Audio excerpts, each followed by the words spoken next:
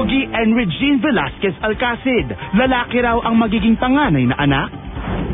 Yan ang headline na bumalandra sa column ni Ray Pumaloy para sa tabloid na Abante noong Martes, April 26.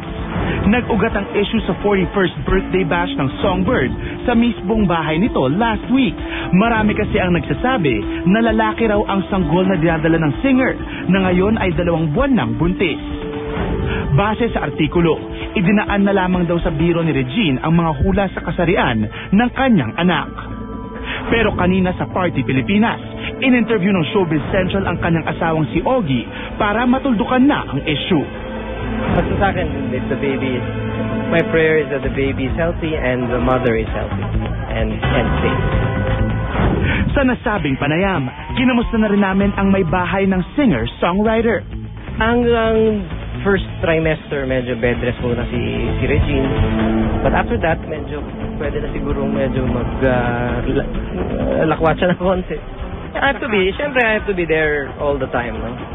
Hindi ako pwedeng masyadong naglalalayo. Although I have work, pero sinisiguro ko yung malapit lang sa bahay yung meetings ko.